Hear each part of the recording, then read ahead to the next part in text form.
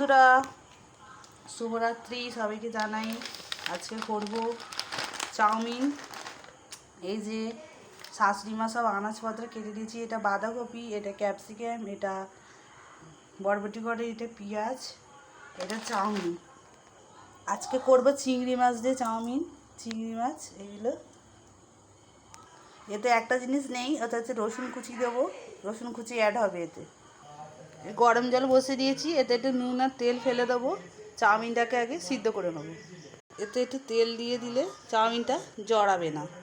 জলটাকে ভালো করে গরম করে নেবো। যতক্ষণ চাউমিনের জল গরম হচ্ছে ততক্ষণ আমি এতে একদিকে বাঁধাকপিগুলোকে সিদ্ধ করে জলগুলো ঝাড়িয়ে নেবো। বেশি সিদ্ধ করে জল ভাপাবো নি, জাস্ট অল্প এই কাঁচা গন্ধটা ঝাড়ার জন্য। এই যে জলটা ভাপানো হয়ে গেছে আমার, এবার গ্যাসটাকে বন্ধ করে দেবো। নিয়ে এই জলগুলোকে আমি ঝাড়িয়ে নেবো।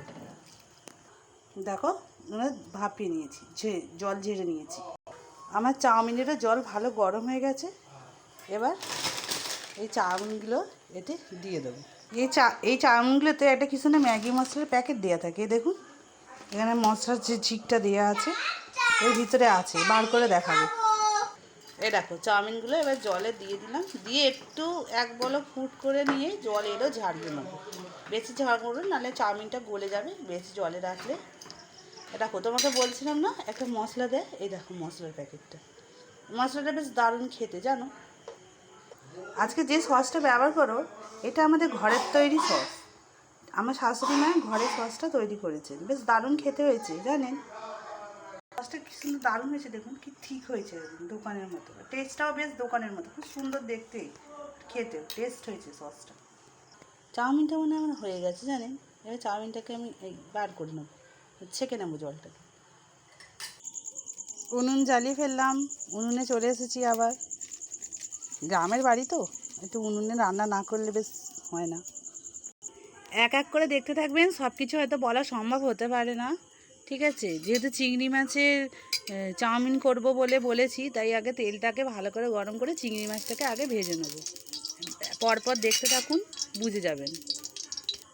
একটা ডিমও দেবো, ডিম না দিলে চাউমিন ঠিক হয় না, তাই একটা ডিমও দেবো।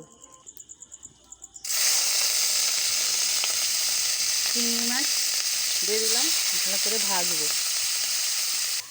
চিংড়ি মাছটা ভালো করে ভাজা হয়ে গেলে লাল করে নামিয়ে দেবো। আজকে আমার ছেলে খুব আনন্দ জানেন, চাউমিন হচ্ছে খুব পছন্দের। আজকে তাঁতি করে পড়াশোনা করে নিয়েছে, তাই জন্য।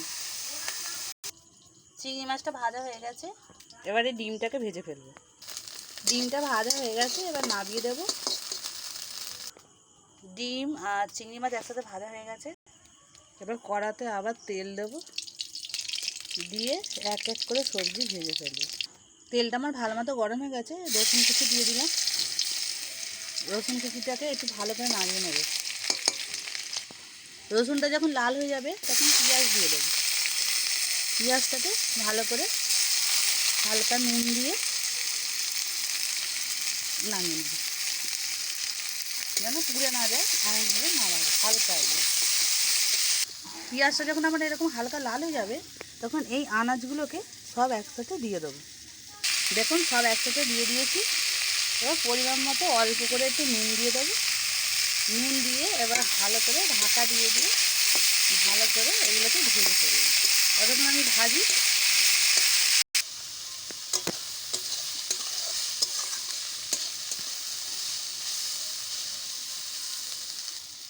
আনাজটা যখন ভাজা হয়ে যাবে তখন এই সস মশলা, যে মশলাটা দেখে সেই মশলা, চিংড়ি, ডিম সব একসাথে দিয়ে গ্রেট করে ভালো করে আবার একবার করে নাড়িয়ে বের করে রেখে দেবো।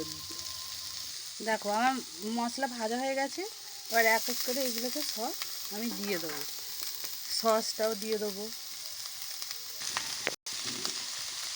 দেখো সস মশলা সব কিছু চিংড়ি মাছ ডিম দিয়ে একসাথে ভালো করে নাড়িয়ে এটাকে নামিয়ে রেখে দেবো। এ দেখো সব আলাদা করে নামিয়ে রেখে দিয়েছি। আবার কড়াতে তেল দেবো। আমরা চাউমিনটাকে আলাদা করে ভাজি, ঠিক আছে। চাউমিনটাকে আলাদা করে ভেজে নিয়ে তবে ওই মশলাগুলোকে একসাথে মিক্স করবো। তেল দিয়েছি, এবার চাউমিনটা দিয়ে ভাজবো। তেলটা আমার ভালো মতো গরম হয়ে গেছে, এবার চাউমিনগুলোকে এতে দিয়ে দেবো। চাউমিনগুলো দেওয়া হয়ে গেছে, পরিমাণ মতো নুন দিয়ে দেবো। দিয়ে এবার ভালো করে নাড়াচাড়া করে এটাকে ভেজে নেব, এমনভাবে ভাজবে যে লাল হয়ে যায়। ঠিক আছে, ভাজতে ভাজতে যদি মনে হয় আপনার তেল কম হয়েছে, আপনি ওপর থেকে তেল দিয়েও ভাজতে পারেন।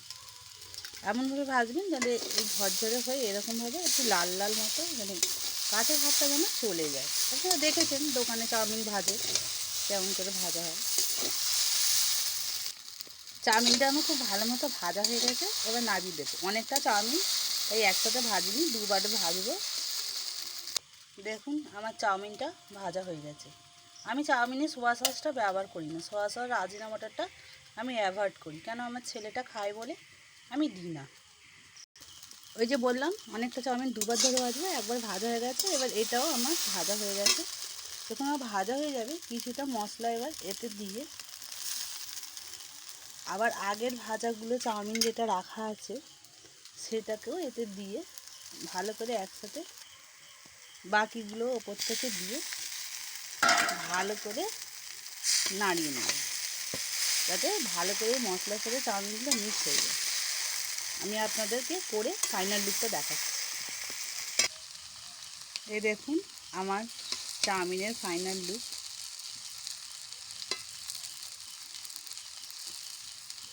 কেমন হয়েছে জানিও তোমরা সবাই। রেডি আমার চিংড়ি মাছ দিয়ে চাউমিন, প্রন চাউমিন।